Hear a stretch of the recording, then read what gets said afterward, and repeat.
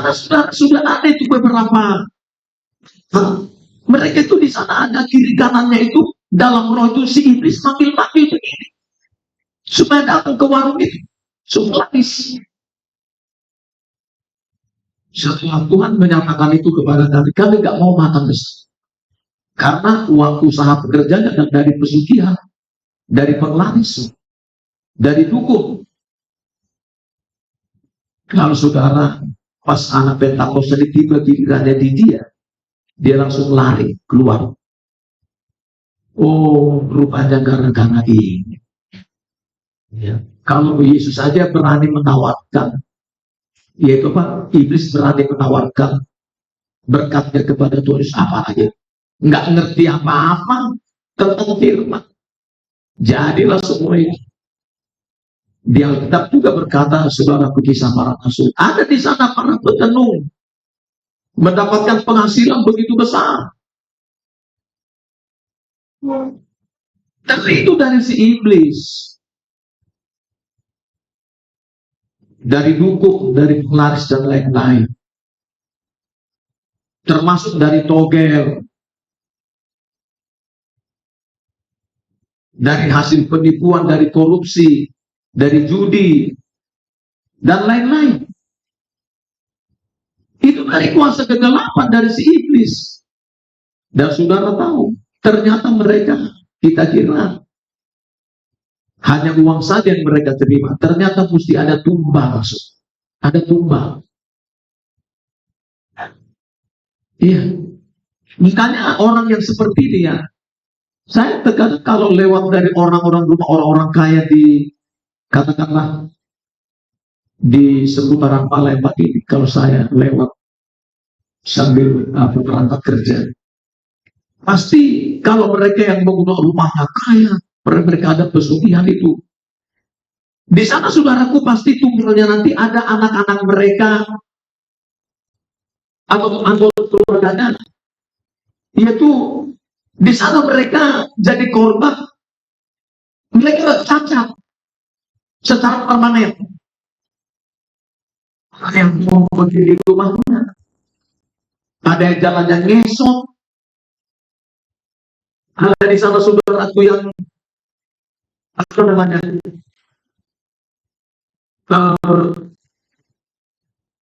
organ tubuhnya nggak jelas. Mereka menyadari itu adalah kekayaan mereka. Bahkan ada yang dikorbankan seperti dalam kitab Ulangan 18. Dikorbankan anak mereka, keturunan mereka, anggota keluarga untuk menjadi tumbal, saudara. Yang penting kaya. Nggak peduli mereka, saudara. Ini kalau penghasilan seperti ini, saudara, merusak. Coba kita baca dulu Amsal 15. Penghasilan seperti ini merusak. Amsal 15 ayat yang ke-632. Ya. Di rumah orang benar ada banyak harta benda, tetapi penghasilan orang fasik membawa kerusakan. Rusak saudara, rusak keluarga, rusak semua. Yang penting kaya, itu prinsip mereka, saudara. Bagi mereka itu biasa-biasa saja, nggak perlu. Ini berkat dari si iblis. Mesti berhati-hati, saudara, kalau ada keluarga kita yang masih punya penglaris, pegangan. Ya, ada di sana lambang-lambang berhala ditaruh di pintu rumah, di pintu. Seperti Yesaya 57, saya teringat, coba kita baca. Ada lambang berhala. Yesaya pasal 57. Ayat yang ke-8. Ini sering saya kalau ke rumah makan, ke rumah orang Kristen, termasuk saya kalau ke rumah, ada lambang berhala di atas pintunya. Yesaya 57, ayat yang ke-8. 32, iya. Engkau telah menaruh lambang berhala di ambang pintu masuk rumahmu.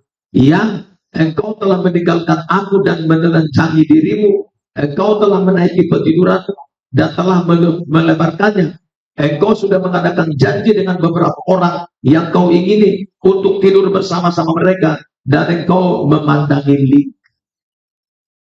Bahkan mereka ini namanya mengundang iblis, saudara. Mengundang itu namanya kalau kita pergi ke tempat seperti itu, kita mengundang iblis.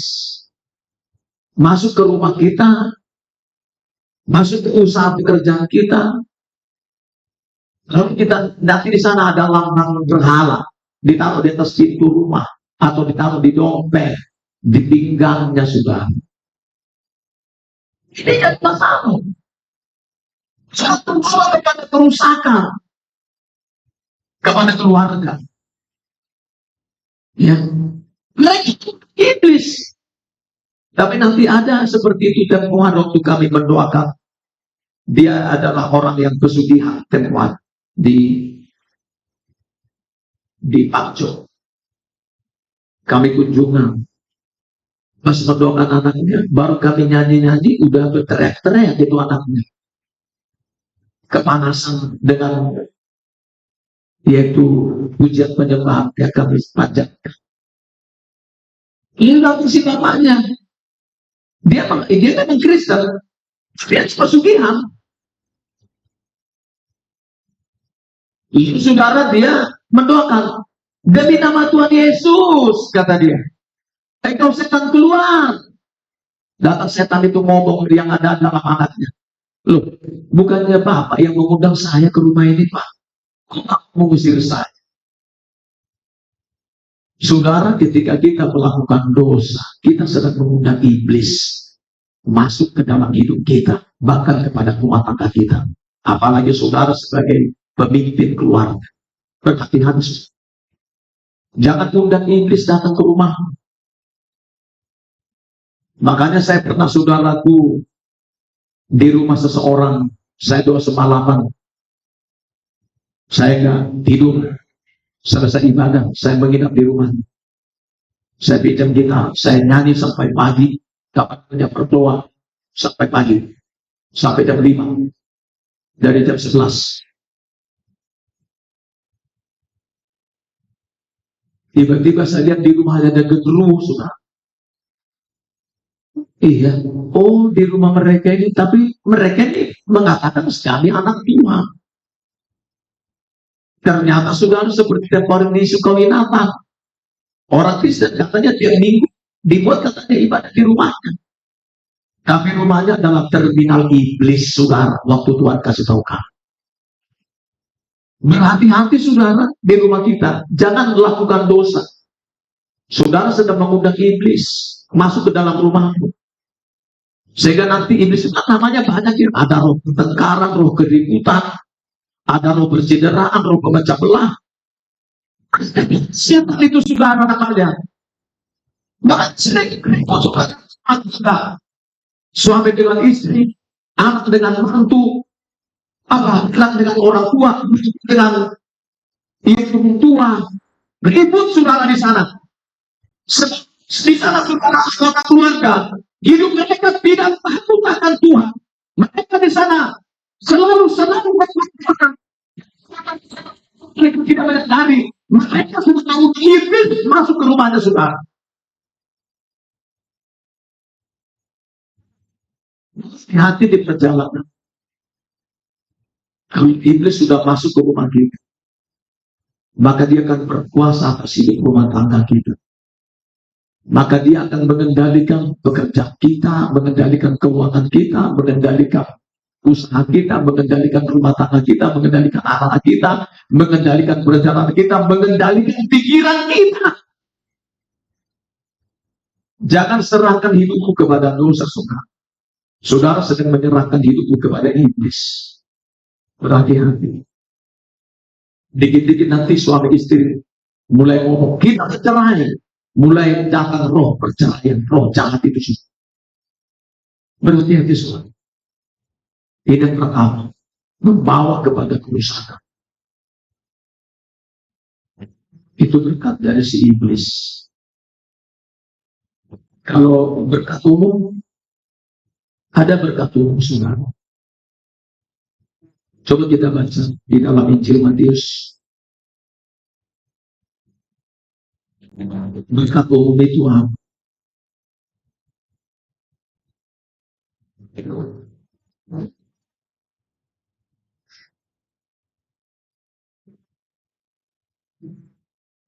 Coba kita baca.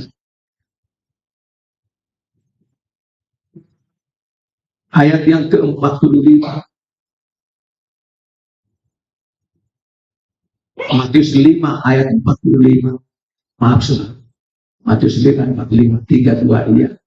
Karena demikianlah kamu menjadi anak-anak Bapakmu yang di surga, yang menerbitkan matahari bagi orang yang jahat dan orang yang baik, dan menurunkan hujan bagi orang yang benar dan orang yang tidak benar. Artinya begini, saudara. Kalau matahari ini kan dari Tuhan itu. Dia menerangi mau dia orang Kristen atau bukan orang Kristen, orang baik atau orang jahat, orang benar atau bukan orang benar. Matahari sama-sama mereka nikmati. Hujan juga begitu. Itu namanya berkat umum, saudara. Sama dengan kita, kalau kita pergi ke pasar Lemang, di sana banyak toko, bahkan ada juga pasar tradisional, pasar pagi. Ada toko orang Kristen, ada toko bukan orang Kristen. Ada mereka buka pasar pagi jual usaha sayur dan lain-lain. Ada orang Kristen, ada bukan Kristen yang sama-sama jualan. Tapi sama-sama laku seperti matahari. Sama-sama mengenal kepada orang yang bukan Kristen dan juga yang Kristen. Itu berkat umum.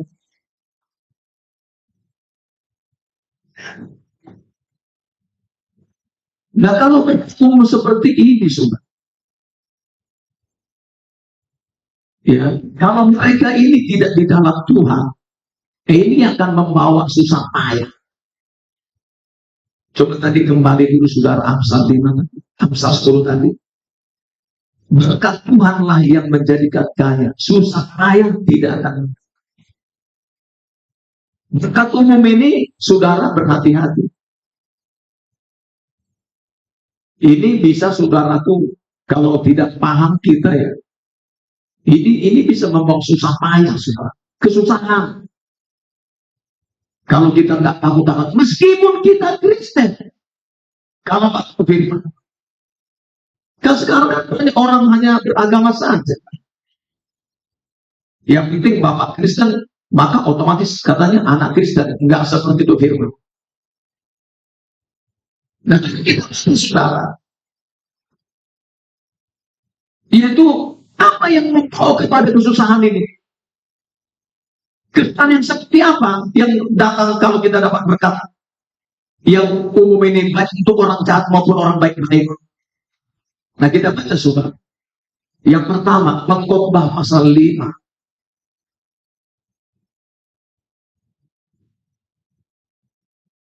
Pengkhotbah 5. Kita baca ayat 12 dan 13. Ini yang membawa kesusahan, penderitaan, masalah. Ayat 12, 13, 32, iya. Ada kemalangan yang menyedihkan kuliah di bawah matahari. Kekayaan yang disimpan oleh pemiliknya menjadi kecelakaannya sendiri. Dan kekayaan itu binasa oleh kemalangan. Sehingga ada suatu pun padanya untuk anaknya. Ini saudara yang kedua. Apa ini? Berkasung tadi. Tuhan beri dia kekayaan. Kaya, oke. Ya namanya pertama kan bisa kaya. Baik kepada orang jahat maupun orang Kristen yang hidupnya enggak sungguh-sungguh kepada Tuhan. Apa yang terjadi? Ada kemalangan katanya di sini. Ternyata kekayaannya disimpan pemiliknya menjadi kecelakaannya sendiri. Mendatangkan kebinasaan buat mereka. Untuk anak kelak tidak untuk diwariskan. Ini menjadi saudaraku mendatangkan kesusahan. Contoh ini selalu ini saya ingat Dulu kan beberapa belas tahun yang lalu, ada pesawat entah Mandala Air atau apa Batavia Air atau Adam Air dulu dari Polonia, Medan, mau berangkat ke Jakarta. Lalu di sini orang-orang kan rata-rata orang kaya, saudara, naik pesawat. Rata-rata ya, saya tidak mengatakan semua kaya, tidak, tapi rata-rata lah. Lalu saudara, mereka mengantarkan keluarganya ini berangkat ke Jakarta, ke Bandara Polonia. Mereka mengatakan, baru saja mereka bersay hello, baru berkata, goodbye daddy, goodbye my mom, my sister, my doctor. Wah, goodbye. Lalu berkata, see you next time. Ya, saya sudah ragu. Sampai ketemu ya. Waduh. Lalu sudah anakku, pesawat itu pun take off. Mulai saudaraku akan terbang. Baru terbang di atas Simalingkar. Baru hitungan menit, tiba-tiba pesawat itu harus jatuh, saudaraku. Mengalami celaka. Semua mati. Ada kekayaan yang mereka miliki. Orang walaupun dia Kristen, tapi dia tidak sungguh-sungguh kepada Tuhan. Justru terjadi kecelakaan.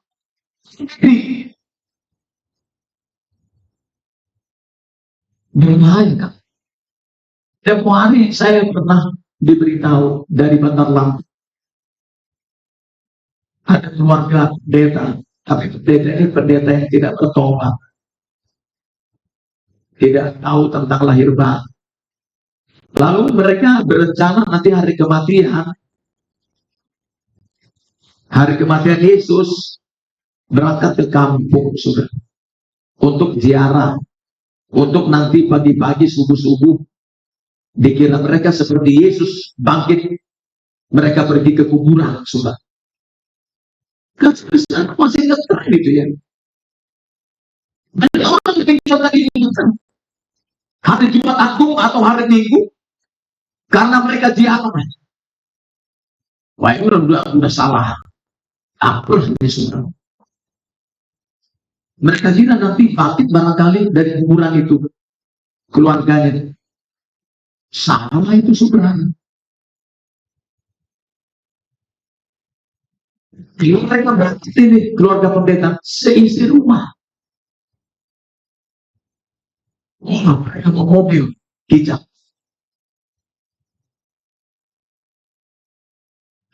Mereka meninggalkan pelayanan. Hanya untuk mereka ziarah. Akan tidak diberkati. Memangnya orang mati bisa memberkati orang hidup, saudara? Di mana itu ayatnya? Mana dalilnya? Mana kesannya? Enggak ada itu. Salah itu. Apalagi tadi malam saya menginjili seseorang. Dua orang.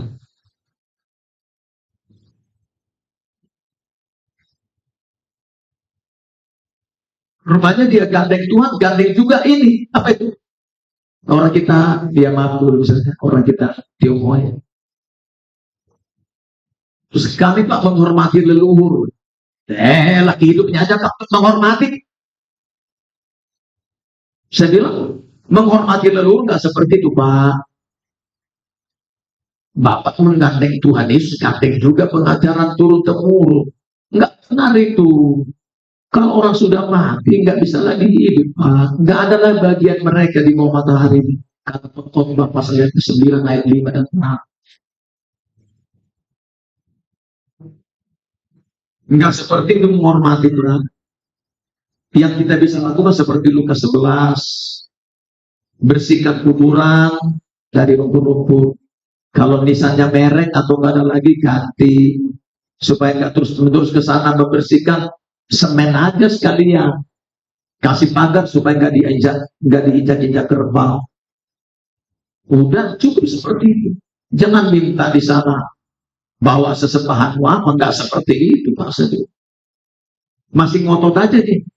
Yang penting sudah sampaikan firman.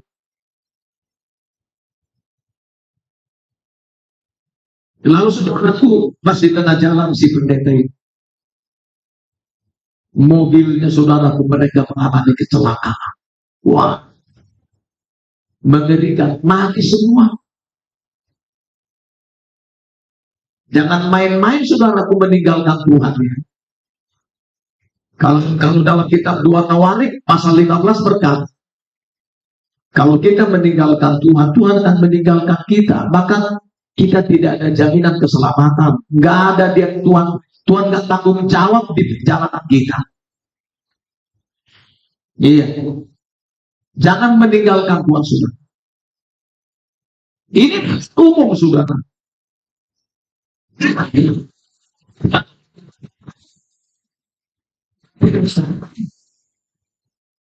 Bahkan tidak ada yang dia tinggalkan kepada keturunannya. Ini kemalangan luar biasa. Ini kekayaan mengenai susah payah.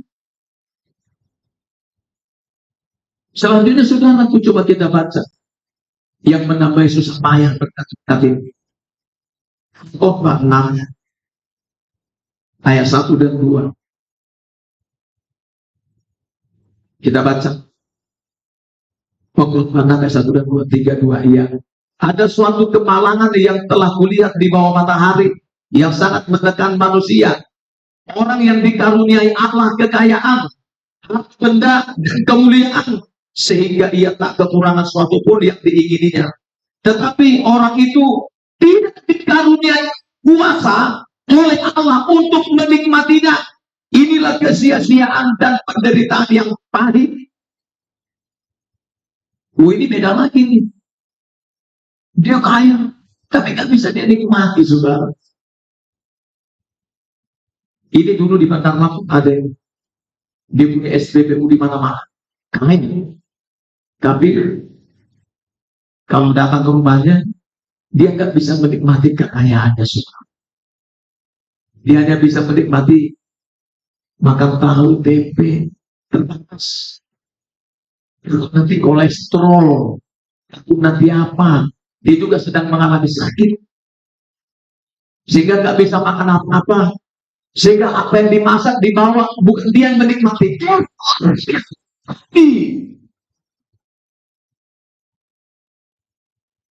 Ini yang cari kekayaan itu, saudara. Mengerikan situasi itu. Lalu saudara tuh dia punya mobil, punya bisa kemana-mana. Dia berangkat kemana bisa naik pesawat, tapi dia nggak bisa berangkat. Dia sakit pada tulang-tulangnya, nggak bisa apa-apa. Mengerikan. Orang lain menikmatinya. Diwakilkanlah kepada si A, si B, si C. Dia sendiri tidak menikmati. Orang yang menikmatinya. Ini kemalangan. Maka hati-hati tentang berkat ini. Berkat ini. Kalau kita nggak tahu tentang Tuhan, belum lagi yang seperti ini. Berkatnya. Coba kita baca kitab Hagai, pasal 2. Hagai pasal 2. Kitab ketiga perjanjian lama. Maksud saya ketiga terakhir. Karena berarti Zakaria. Hagai yang sudah. Pasal 1. Hagai pasal 1. Kita baca ayat 5. Sampai dengan 9:32 ya. Sampai ayat 5 sampai dengan 9:32 ya. Oleh sebab itu beginilah firman Tuhan semesta alam. Perhatikanlah keadaanmu. Kamu menabur banyak, tetapi membawa pulang hasil sedikit. Kamu makan, tetapi tidak sampai kenyang. Kamu minum, tetapi tidak sampai puas. Kamu berpakaian, tetapi badanmu tidak sampai panas. Dan orang yang bekerja untuk upah, ia bekerja untuk upah yang ditaruh dalam pundi-pundi yang berlobang. Beginilah firman Tuhan semesta alam. Perhatikanlah keadaanmu. Jadi naiklah ke gunung, bawalah kayu dan bangunlah rumah itu, maka aku akan berkenan kepadanya dan aku akan menyatakan kemuliaanku di situ, firman Tuhan. Kamu mengharapkan banyak, tetapi hasilnya sedikit. Dan ketika kamu membawanya ke rumah, aku menghembuskannya. Oleh karena apa? Demikianlah firman Tuhan semesta alam. Oleh karena rumahku yang tetap menjadi reruntuhan, sedang kamu masing-masing sibuk dengan urusan rumahnya sendiri. Saudara, ini selanjutnya begini. Mereka ini, woi menabur banyak, mau kerja dari pagi sampai malam. Mereka meninggalkan Tuhan. Mereka meninggalkan ibadah-ibadah. Apa yang terjadi, saudara? Ternyata mereka menyimpan kekayaan itu di pundi-pundi yang berlobang. Kantongnya bocor, saudara-saudara. Bisa teringat ada di sini anaknya, cuman gak enak saya tahu. Kita sama-sama paham saya. Dia punya, katakanlah, saudara. Dia kerja, saudaraku, saudaranya ini di pasar. Wah, kalau lagi puasa ya, puasa sebulan, kan ada lapak-lapak baru ya untuk nanti disewa. Wah, saudara. Wah, dari pagi-pagi buta, mungkin dari jam 12 malam, cari sampai ke mana, supaya nanti ada jualan pagi-pagi. Sampai sore, hari Minggu pun udah diajak. Kita kebaktian lah. Ya, udah dia ngomongin sama ada di sini. Tapi gak mau kebaktian. Mau hari Minggu, hari apa pokoknya. Bukan terus. Memang laris. Nah, laris. Kiri kanannya yang bukan anak Tuhan aja laris. Habis. Laris. Tapi saudara, karena dia meninggalkan Tuhan, meninggalkan ibadah, dia kira kekayaan yang dia terima, yang dia dapatkan penghasilannya, ternyata saudaraku ditaruh di pundi-pundi yang berlobang oleh Tuhan, saudara. Betul. Enggak lama dari itu, dia sudah pada nih. Tiba-tiba anaknya tabrakan. Yang ditabrak ini mau gak mau minta ganti rugi. Bocor saudara uangnya. Nih, belum lagi berdamai dengan, misalkan katakanlah, dengan orang-orang tertentu di sana, saudaraku, barangkali ya namanya oknum ya, yang misalnya juga duit, kasih dia duit, supaya kami laporkan. Tiba-tiba dia mengalami sakit, harus keluar duit, beli sana obat ini, obat herbal ini itu, cepat. Dia menangkap saudaraku berkata itu di pundi-pundi yang berlobang, saudara. Dia gak menyadari.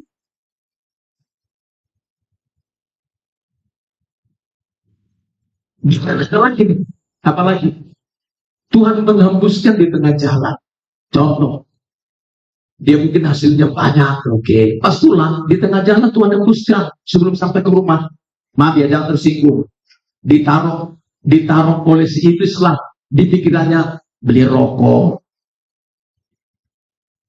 beli sama teman-teman juga kepada yang lain kalau ada yang minta. Mampir lagi nanti ke lapo tua, mulai di sana dia traktir, habis lagi sampai udah itu untuk judi, belum lagi yang lain-lain. Lalu sampai di rumah tinggal sedikit karena di tengah jalan Tuhan hembuskan, saudara. Loh, bukannya apa-apa dari pagi sampai malam buka usahanya Pak, kok maunya cuma sedikit? Ini berkata, dari pagi sampai malam itu di telentang itu ada itu, saudara. Siang malam itu saudara ke sana, buka terus. Saya lihat gitu-gitu aja. Sementara orang yang datang ke Tuhan, si pemilik berkat, si pemilik berkat setia, makin lama dibuat Tuhan naik, bukan turun. Ya, saudara, berhati-hati itu, susah payah menambahi. Ya, susah payah menambahi. Tapi beda, saudara, khusus itu. Yang dari Tuhan yang luar biasa. Kemarin dulu, Amsal 10. Saya ulangi, saudara, ini namanya berkat khusus. Berkat Tuhanlah yang menjadikan kaya. Susah payah tidak akan menambahi. Saudara, berkat yang dari Tuhan ini namanya berkat khusus, saudara. Berkat khusus dari mana? Karena kita mengandalkan Tuhan. Nah, ini berkat khusus, saudara. Coba kita baca dulu, saudara. Berkat khusus itu yang mana, saudara? Lalu dari mana kita peroleh? Kita baca dulu Ulangan 28. Nah, ini kita pasti tertarik nih. Ini berkat khusus, saudara. Ya. Nah, ini akan menjadikan kaya, bukan bocor atau dihembuskan atau nanti bukan mendatangkan kecelakaan atau kebinasaan atau tidak bisa kita nikmati. Tidak, ini tergantung kita yang milih. Coba kita baca Ulangan 28 ayat yang kita baca surat Ulangan 28 ayat 1 mulai kita baca sampai 14. Kalau perlu ini ayat hafalan sih. Kita baca judulnya berkat 32. Iya, jika engkau baik-baik mendengarkan suara Tuhan Allahmu dan melakukan dengan setia segala perintahnya yang kusampaikan kepadamu pada hari ini, maka Tuhan Allahmu akan mengangkat engkau di atas segala bangsa di bumi. Segala berkat ini akan datang kepadamu dan menjadi bagianmu jika engkau mendengarkan suara Tuhan Allahmu. Diberkatilah engkau di kota dan diberkatilah engkau di ladang. Diberkatilah buah kandunganmu, hasil bumimu dan hasil ternakmu, yakni anak lembu sapimu dan kandungan kambing dombamu. Diberkatilah bagulmu dan tempat adunganmu. Diberkatilah engkau pada waktu masuk dan diberkatilah engkau pada waktu keluar. Tuhan akan membiarkan musuhmu yang maju berperang melawan engkau pukul kalah olehmu. Bersusun jalan mereka akan menyerangnya engkau, tetapi bertujuh jalan mereka akan lari dari depanmu.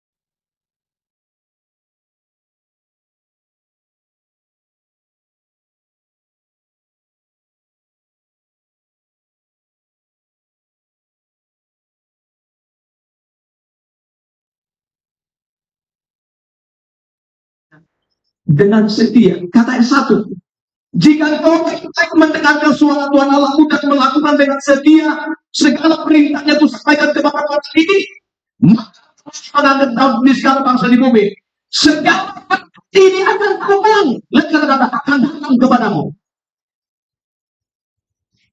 Jangan susah-susah cari berkat, saudara. Bersusah-susahlah cari Tuhan. Kita siap susah untuk Tuhan. Ini capek, saudara, kebaktian. Mungkin susah ke sana kita berangkat, datang ke sini, datang tetap sini. Kalau kita mau diberkati secara khusus dari Tuhan, dan ini yang menjadikan kita kaya, kan gitu. Dijamin di sini, enggak ada kantong yang bocor tuh. Kalau datang perpecahan seperti ayat yang yaitu ayat ke-8. Apa namanya ayat yang ke-7? Tuhan buat kita tenang. Jangan takut, saudara. Karena jaminan. Mau di ladang kita, mau di mana? Bukan kita yang tak diberkat. Jangan takut, saudara. Tuhan yang mengirimkan berkat kepada kita. Bahkan dalam Mazmur, orang-orang susah nyari duit. Kalau misalnya kita, kamu lagi tidur, sudah diberikan sama, waduh, lagi tidur, bangun pagi, total sudah diberkati. Luar biasa, saudara. Kan gitu kata firman. Iya. Kamu kan memberi juga pinjaman. Kamu bukan jadi kepala Tuhan ekor.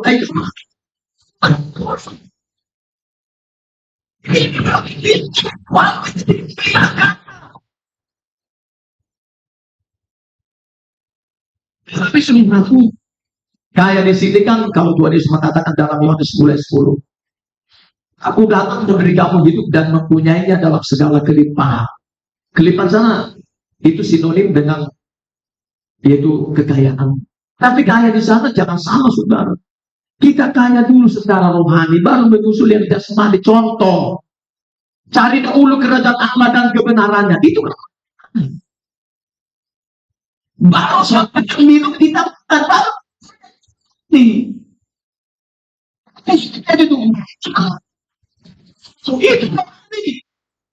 maka baru menyusul makanan dan minuman kita banyak. Jadi jangan dibalik dong prosesnya. Cari dulu duit, baru nanti datang ke Tuhan. Ya nggak begitulah. Kalau dalam Matius 6 ayat 32, orang yang duluan mencari uang dulu duit, baru nanti datang ke Tuhan. Itu disebut mereka adalah orang yang tidak mengenal Tuhan, sudah. Karena isi pemilik berkat itu dengan setia. Ya karena memang berkat itu sudah takwa, dari mana datangnya berkat itu kepada kita.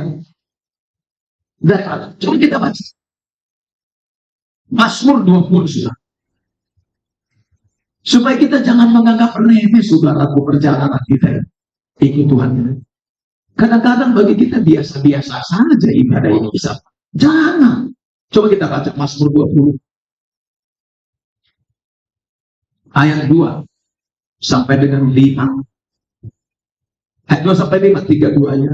Kiranya Tuhan menjawab engkau pada waktu kesesakan. Kiranya nama Allah Yakub membentengi engkau. Kiranya dikirimkannya bantuan kepadamu dari tempat kudus, dan disokongnya engkau dari Sion. Kiranya diingatnya segala korban persembahanmu, dan disukainya korban bakarmu Selah.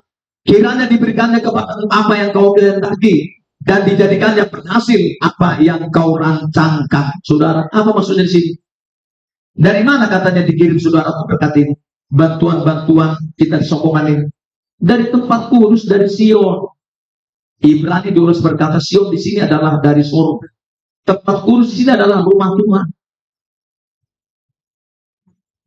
Dari rumahnya, ya namanya kita misalnya di rumah Bapak kita datang ke Bapak kita. Seperti dalam Lukas 15. Ada si bungsu melarat pergi dia. Dia melarat akhirnya lama-lama.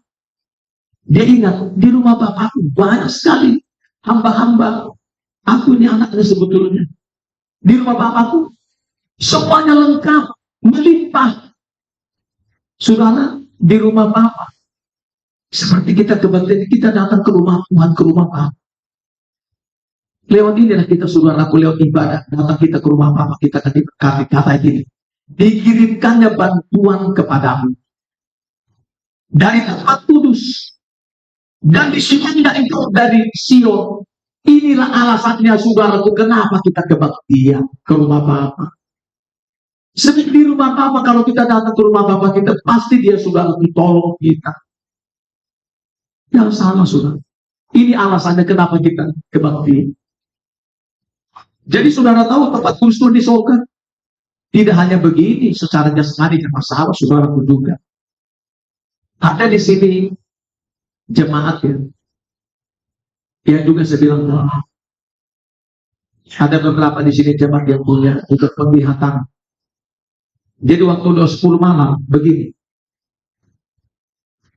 Jadi diangkat Tuhan lagi ke surga. Terus yang dibilang tadi, waktu Bapak Pangobes ini yang mendapatkan mimpi atau penglihatan di perempuan, rupanya saudara, waktu dia anak-anak Tuhan itu berapa penglihatan dibawa ke surga ya, dilihatnya lah saudaraku, kita yang bersungguh-sungguh ini, kebaktian ini juga sedang berada di surga, semua berpakaian putih. Di sana sedang beribadah. Kan di surga kan ada bait Allah ya. Ada pelataran, ada ruang kudus, ada ruang maha kudus. Ya seperti kita inilah, ada pelataran bisa dari situ. Ada ruang kudus dari sini, ada ruang maha kudus. Jadi saudaraku, kita yang betul-betul yang berpakaian putih, apa pakaian saudara? Wahyu 19, pakaian putih artinya perbuatan-perbuatan yang sesuai dengan firman selama ini kita lakukan.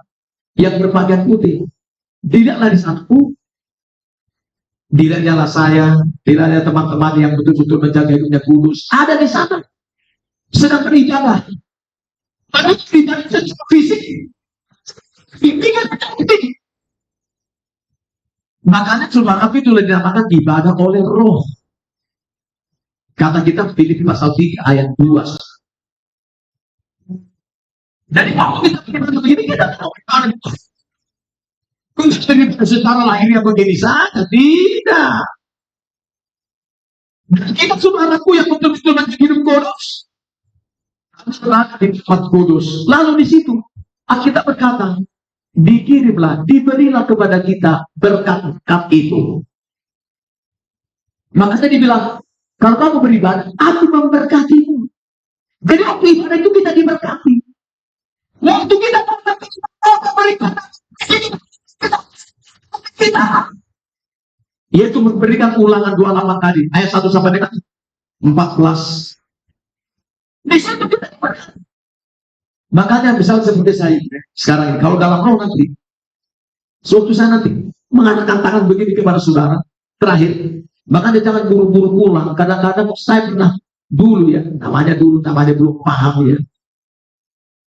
Saya nggak ngerti kapan masuk ibadahnya, kapan pulangnya, bingung saya. Tahu-tahu kita tidak masuk ibadah, kapan pulangnya? Kapan pas pulang? Pulang ini. Kalau kita kan jelas, ada dua pembukaan, ada dua terakhir. Mengatakan kasih karunia nanti seperti ini.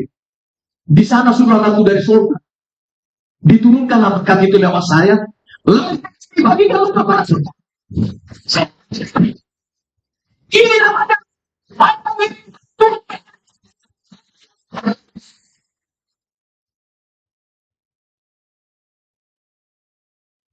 namanya salah. Kita tak duduk dengar pulang, tidak begitu. Makanya kepada saudara, kalau kita sungguh-sungguh kita pulang hati sudah bawa.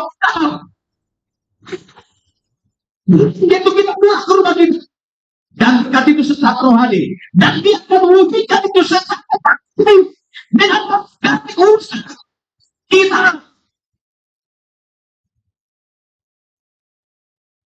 Kata ini, jadi jangan ragu-ragu saudara beribadah. Ke rumah datang, tidak datang ke rumah Bapa. Di situ datang berkat. Dia tadi Ulangan 28. Makanya dikatakan, kenapa saudaraku dalam kitab Keluaran itu berkata, Pasal 3 itu. Ini tandanya bagi Musa, kalau kau nanti bawa bangsa ini keluar dari Mesir, mereka harus beribadah di sana. Itu tandanya. Jadi waktu kita dikeluarkan Tuhan dari Mesir, dari perbudakan dosa, mesti ada tanda dong. Apa itu? Tidak ada. Seperti sakit.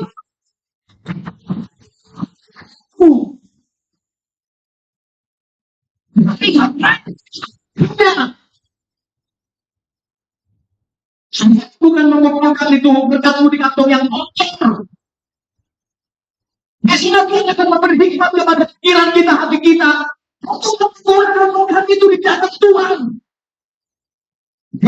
Dia tidak meminta nanti saudaraku ada pikiran yang mencoba mengatakan, udah beli aja untuk rokok, untuk tuakmu, untuk judimu, untuk togelmu, untuk lebih yang gak jelas. Enggak seperti itu saudara Tuhan itu. Tidak diberi hikmat kepada kita. Pulang ada di jalan tuh, oh nanti ini berkat ini supaya saya bisa nanti membeli makanan yang enak lah untuk keluarga saya. Bisa nanti ini jadi persembahan untuk anak-anak saya. Bisa nanti ini untuk membeli pakaian. Nanti kami bisa nabung untuk bikin rumah. Sehingga saudaraku, seperti dalam Amsal pasal yang ke-13, mereka mengumpulkan sedikit demi sedikit, lama-lama menjadi kaya. Kata firman itu, Amsal 13. Itu cara Tuhan saudaraku memberkati, bukan bocor. Tapi kita lihat dulu Mazmur 20 ini. Ada bagian yang kita lakukan saudaraku. Lihat ini. Ayat yang keempat kan, kiranya diingatnya segala korban persembahan dan disukainya korban bakaran. Ada juga bagian kita mesti kita lakukan datang beribadah kan, supaya kita diberkati. Ibadah itu kan ada 3 bagian. Pertama, membawa persembahan. Kedua, diberikannya kita firman. Ketiga, kita berdoa. Itu semua kalau beribadah. Nah saudaraku, kalau kita kan harus bawa persembahan. Persembahan itu ada 2 saudara. Pertama, korban tubuh kita. Persembahan tubuh kita ini harus persembahan. Dalam kitab Roma 12 ayat 2, sembahkanlah tubuhmu menjadi persembahan yang hidup, kudus, persembahan yang hidup, kudus dan berkenan. Bawa. Jangan sampai saudaraku, kita kan jangan sampai ada dosa kita bawa kepada Tuhan tubuh kita ini. Jangan ada dosa mata, dosa mulut, dosa di pikiran. Apalagi saudaraku ada niat jahat di hati kita. Wah repot saudara, nggak bisa itu. Sedikit ada niat dalam hati kita jahat sama si A, si B. Alkitab berkata, kalau ada di hatimu sesuatu yang kurang baik, berkata dulu kamu dengan apa itu yang dalam hatimu itu. Kata Matius pasal 5. Baru kau nanti datang, mau bersembahan. Ada sana tubuh yang beres. Baru kita mau.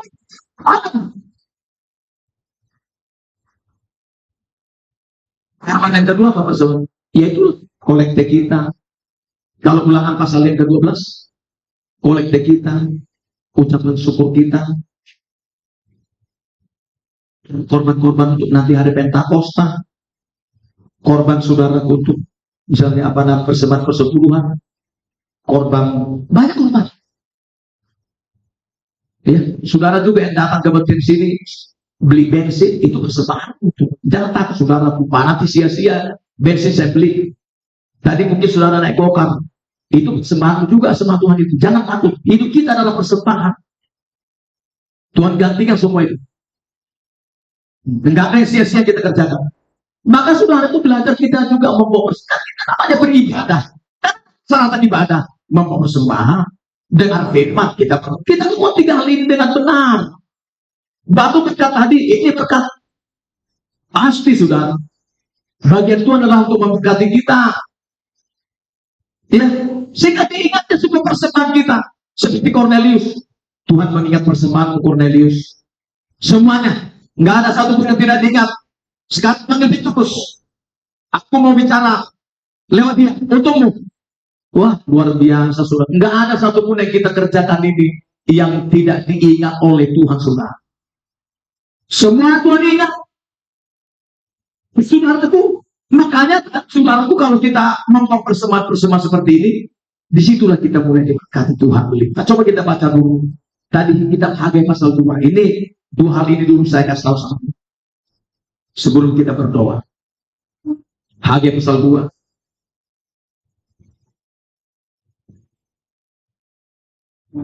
Ayat yang ke 16 sampai dengan 20. Hagai 2, 16 sampai 20. 32 iya.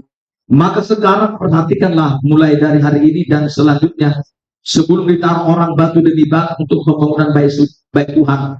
Bagaimana keadaanmu ketika orang pergi melihat suatu timbunan gandum yang seharusnya sebanyak 20 kantang, hanya ada 10. Dan ketika orang pergi ke tempat pemerasan anggur untuk mencadok 50 takar, hanya ada 20.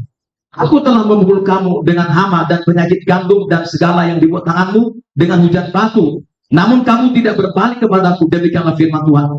Perhatikanlah mulai dari hari ini dan selanjutnya, mulai dari hari yang ke-20 bulan ke-9, mulai dari hari diletakkannya data bait Tuhan. Perhatikanlah, apakah benih masih tinggal tersimpan dalam lumbung, dan apakah pohon anggur dan pohon ara, pohon delima dan pohon zaitun belum berbuah. Mulai pada hari ini aku akan memberi berkat. Nah, ini saudaraku, pembangunan judulnya pembangunan bait Tuhan, bait suci, mendatangkan berkat. Yang ada kaitannya untuk ibadah rumah Tuhan seperti hari Pentakosta, hari Natal. Ini banyak saudaraku untuk hubungan gereja ini. Tidak hubungan saudara untuk kepentingan kita, tapi untuk Tuhan. Yang taking list kita tempuh hari dan lain-lain, termasuk kesemuan kita, namanya untuk Tuhan semua. Ketika kita lakukan itu, kata ayat ini, dulu kan ketika kamu abaikan semua itu, kata Tuhan di sini, kamu menabur sekian, harusnya kamu dapat 100%, ujungnya cuma 50% hasilnya. Tadinya kamu dapat banyak, jadi sedikit, karena aku tidak memberkati. Hanya berkat umat dan datang kepada. Begitu saudara.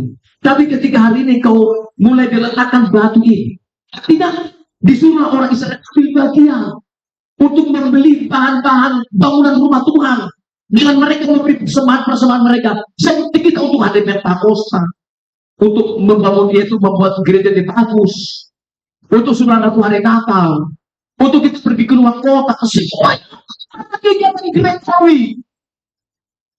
Ayat ini berkata, kita sedang menaruh batu. Lalu katakan, mulai pada hari ini, aku akan memberi. Saudara, kalau saya baca 1 Tawarin 29, Daud berkata begini, Tuhan, semua persembahan ini untuk rumahmu ini adalah pemberianmu. Dari punya semua ini, saya serahkan kembali kepada. Artinya saudara, berkat itu dari Tuhan, saudara. Dari Tuhan, oleh Tuhan, untuk Tuhan. Kata Roma pasal yang ke-11 saya terakhir berkata, oleh dia, dari dia, oleh dia, untuk dia. Dari Tuhan, oleh Tuhan, untuk Tuhan.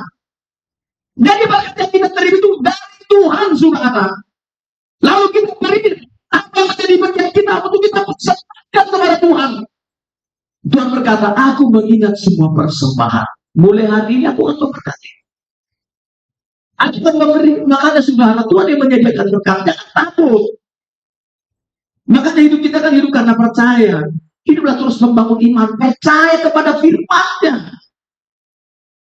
Ini saudara tentang hal ini kan. Nah, ada lagi saudara setarus ini, saya mengulangi sedikit yang disampaikan Pak Sinto Tuhan.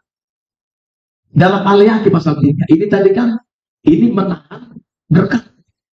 Kalau tadi kita enggak, seperti tadi, aku menghembuskan sehingga usahaku enggak ada hasil apa. Kalau ini beda lagi. Maleakhi 3. Kita baca, ini sekedar mengingatkan supaya saudara, ini terserah kita semua. Ayat yang ke-8 sampai dengan 11, 32 ya. Bolehkah manusia menipu Allah, namun kamu menipu aku? Tetapi kamu berkata, dengan cara bagaimanakah kami menipu engkau? Mengenai persembahan persepuluhan dan persembahan khusus, kamu telah kena kutuk, tetapi kamu masih menipu aku. Iya, kamu seluruh bangsa. Bawalah seluruh persembahan persepuluhan itu ke dalam rumah perbendaharaan, supaya ada persediaan makanan di rumahku, dan ujilah aku, firman Tuhan semesta alam. Apakah aku tidak membukakan bagimu tingkap-tingkap langit dan mencurahkan berkat kepadamu sampai berkelimpahan? Aku akan menghardik bagimu belahan-belahan, supaya jangan dihabisinya hasil tanahmu, dan supaya jangan pohon anggur di padang tidak berbuah bagimu, firman Tuhan semesta alam. Apa maksudnya? Ini ada dua ya, persembahan ini, persembahan khusus dan persembahan perempuan. Persembahan khusus tadi adalah tadi untuk gereja. Ini saudara, untuk gereja tadi ya. Mereka kan mengabaikan pertama, sehingga mereka kena kutuk, disebut menipu. Menipu Tuhan. Lalu yang kedua, persembahan persepuluhan. Mereka kan kena kutuk, saudaraku, karena mereka tidak memberi persembahan mereka. Ini saudara jangan salah paham. Saudara boleh baca Ibrani pasal 7 ayat 1 mulai tentang memberi. Orang menerjemahkan itu salah, saudara. Suatu hari kalau Tuhan kehendaki, saya akan jelaskan mengenai Ibrani pasal 7. Dari apa yang Tuhan jelaskan kepada saya. Ya. Nah di sini dikatakan saudara, kamu telah kena kutuk, tetapi kamu masih menipu aku. Iya, kamu seluruh bangsa. Rumahnya semua udah gak peduli tentang persembahan. Lalu Tuhan berketawa lah. Dikatakan, uji aku. Kita mau menguji firman, saudara. Saya juga begitu uji. Benar nggak sih Tuhan? Kalau saya memberi perbulan ini, saya beritahu saudara yang maaf, saya nggak menduga. Saya nggak menduga, saya beritahu. Ini kan sudah saya jelaskan kalau, tapi ini lain lagi nih. Kami kan sebetulnya main pajak mobil. Itu apa gitu, belum lagi suratnya dan lain. Kalau gaji saya berapa mas? Dari tempat kerja saya, ya kan? Nah, belum lagi kebutuhan semua kita mau kolektor, mau kemana, luar kota dan lain-lain kan begitu, ya kan? Belum lagi kita mau kunjungan. Saya nggak menduga saudara begini. Tiba-tiba bapak pendeta kita dari Bakar Lampung mendaulat saya untuk ambil bagian nanti di ibadah pertemuan muda putih remaja tanggal 12 yang lalu KKR di sini. Saya nggak menduga saudaraku, saya malah sendiri saya bisa sebegitu banyaknya orang.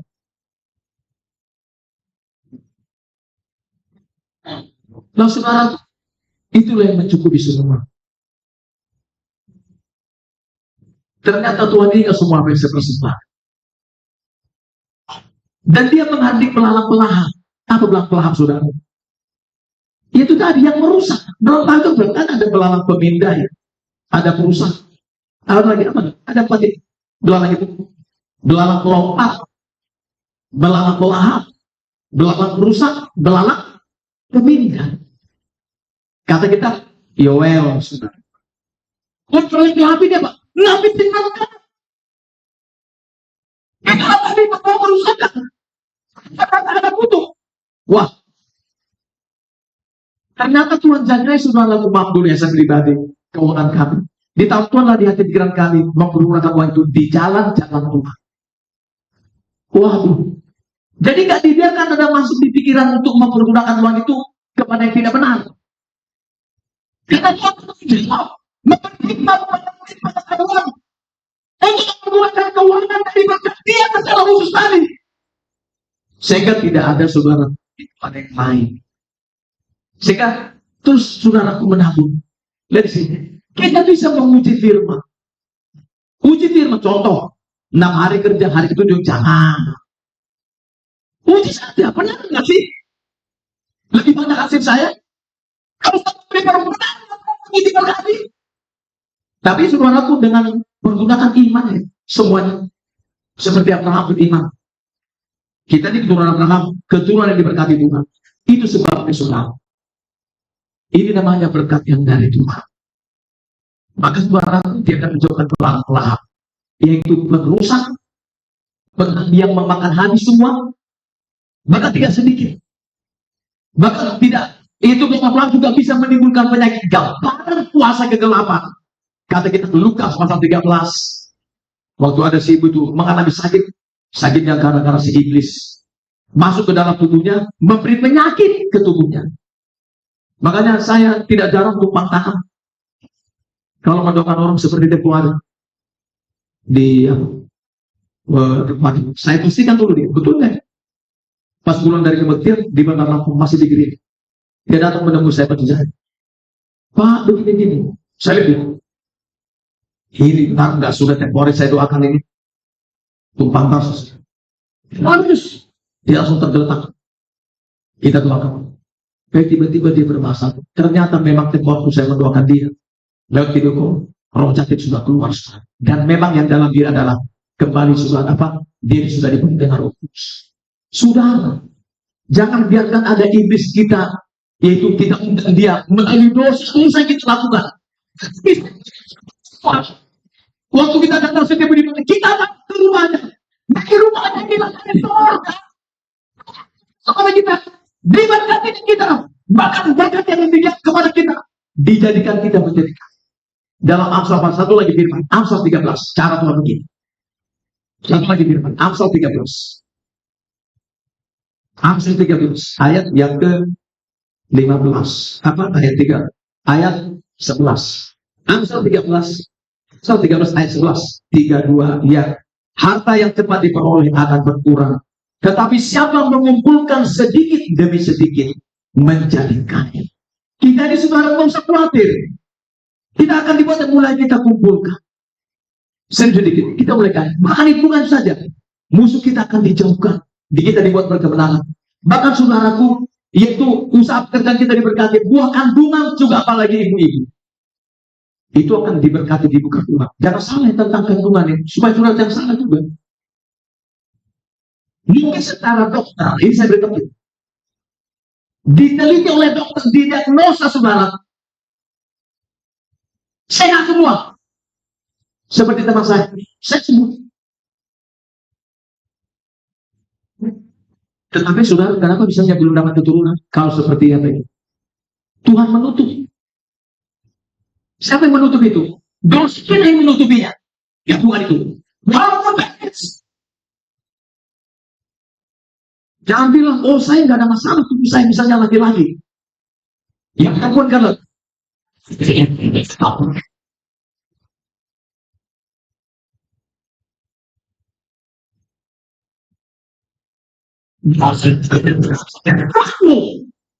saya beritahu, karena hebat kejadian. Ya, jangan main-main perjalanan ini. Memang kita semua. Tapi hidup cocok di dalam dosa. Dosa ini.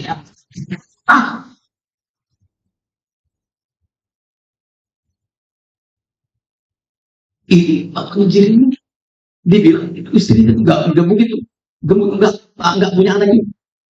Tapi karena maaf dulu sudah itu benar setia. Ternyata Tuhan beri. Dia bilang itu nggak bisa lagi. Lagi gimana yang saya lakukan? Tapi memang ada juga yang kedua begini. Seperti cara si Ishak menunggu waktu. Ya, kalau pastikan hidup kita beres, berarti nggak ada masalah kandungan kita. Kandungan si ibu. Kalau beres hidupmu ya. Tapi kalau nggak beres, perhatikan. Supaya berkat dari Tuhan itu datang. Ya. Begitu kata firman. Ada kita yang menutup, ada yang Tuhan menutup. Ya. Tapi ada juga menunggu waktu. Karena sudah banyak berdoa. Ishak dia berdoa sungguh-sungguh. Kalau seperti Sarah, 25 tahun kemudian, sampai tidak ada harapan lagi. Tapi dia tidak berharap. Di sana sudah kandungannya, sudah tidak ada apa-apa, dia sudah mati haid, sudah tidak pernah datang bulan. Di sini kita ditentukan hidup kita di dalam Tuhan apa tidak. Ya, itu yang paling utama. Supaya saudaraku paham tentang dalam ini. Ya, kita ini harus di dalam Tuhan semua. Kalau kita karena berkat itu datangnya dari Tuhan. Ya, datang dari Tuhan lewat ibadah-ibadah di rumah Tuhan lah, di rumah Papa kita waktu kita datang ke sini. Seperti pribadi. Seperti dalam kitab 2 Tawarik 7 ayat 13 sampai 15. Kalau datang ke rumahku ini kan, kalau kamu tadi dia punya masalah, punya musuh, aku kan, kalau kamu datang sungguh-sungguh minta ampun, aku memulihkanmu. Bahkan aku akan memberkati. Saudara, berkat yang dari Tuhan inilah saudaraku. Yaitu kalau kita hidup setia kepada Tuhan, kita lakukan apa yang jadi bagian kita beres, maka bagian Tuhan, yaitu untuk memberkati kita. Itu akan diberikan kepada kita.